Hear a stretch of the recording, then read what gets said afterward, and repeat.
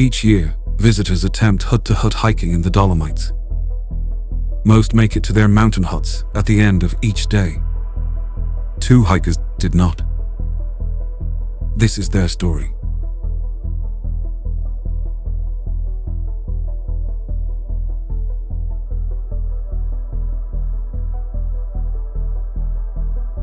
What had happened was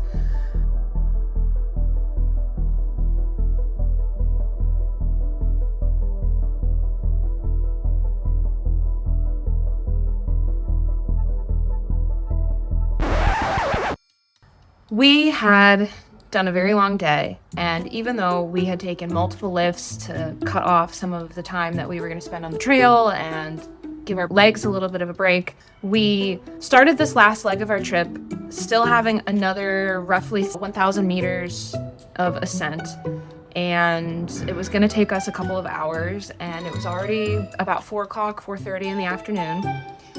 I was starting to get nervous. I won't lie, my husband was giving me a pep talk as we were starting to approach this looming, ominous mountain in front of us. We're looking up at this sheer rock face, knowing up there is where we have to go, and thinking, I don't know if I can do this. Peter was great. He was like, we got this. We're going to go slow. We have a headlamp. I think we genuinely believed we could do it together at that point. But then as we started to approach the bottom of the trail at the base of the mountain, as it really starts to climb, we started seeing lots of signs in German and Italian about Via Ferrata equipment. I don't know either language, but it was pretty easy to tell that the warning said, do not proceed without equipment. And Peter and I both kind of looked at each other and were like, oh. Then a local was coming down off of the trail, and we stopped him, and he was really friendly, and we asked him about the conditions up the trail, and he looked at us. He said, it's a couple hours to get up there, and it doesn't look like you have equipment. And we said, no, we don't. And he said, well, there's a cable you can hold on to. And other than that, I remember him using the words deep and steep a lot. The other thing we started to worry about was, okay, well, if this is going to be that scary of a climb, how the heck are we going to get down tomorrow? At that point, Peter and I looked at each other and we just said, let's turn around. And it was really that simple and that low drama. We just both value each other's safety, and we knew that if anything were to happen up there, it would be so much worse than us just turning around and staying somewhere in town. The thing about the mountain huts and the refugios is that when you make your reservation, you pay 50% or less as a deposit to hold the room, and then you pay the rest when you arrive. And otherwise, you're not obligated to pay. It's maybe $50 or something that we had put down on this room. To us, that was not worth risking our lives just to make it, just because we said that's what we were going to do. We're not in the business of blaming each other or being mad at each other because the trip didn't go exactly the way we had planned. We kind of half-jokingly said there were a lot of people we knew who would have ended up having a screaming match if something like that had happened to them. So we just looked at each other and we said, all right, let's catch that lift back into Corvara. We were about 2 miles away at that point. We knew we could get back into town well before dark. Let's get in a hotel with Wi-Fi. Let's figure out what our steps are going to be tomorrow, and just walk around and find a hotel that would take us for the night. And that's what we did. And what we did find out is that some of the more affordable hotels don't offer single night rates, so you have to stay multiple nights. We walked to a couple places looking for a room, and we were explaining to the concierges at the front desk, oh, we came from Falzarego this morning and we were supposed to go to Passo, but we didn't make it. And they all were kind of like, you came from there this morning on foot? Yeah, I mean, we took a few lifts. And they were like, oh my gosh. So that made me feel a little bit better that I wasn't just being very weak.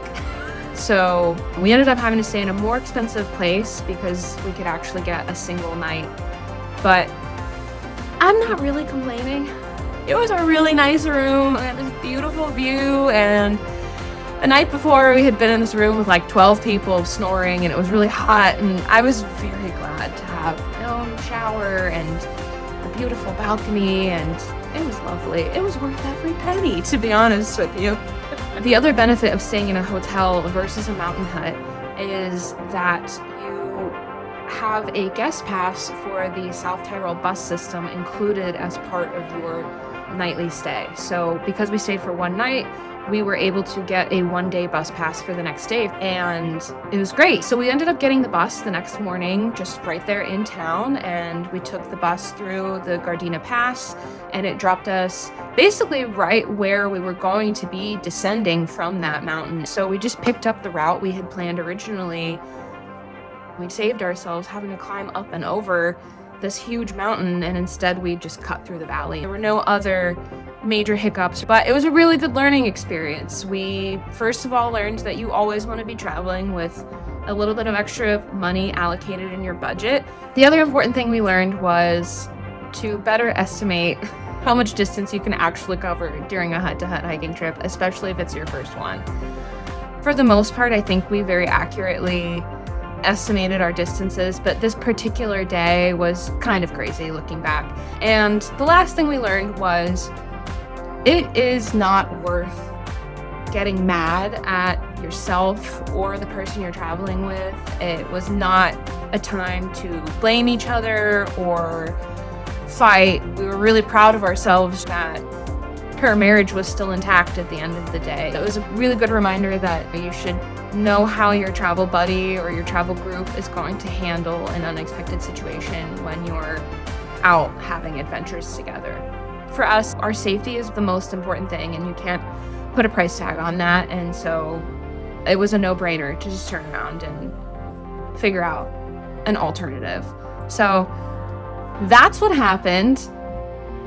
And so the hikers safely completed the rest of their journey, with injuries only sustained to their wallets and egos, but otherwise unscathed physically and emotionally. Check out the complete 5-day hut-to-hut Dolomites hiking route and the complete 10-day itinerary, which includes luxury mountain resorts, in the description below. Happy travels.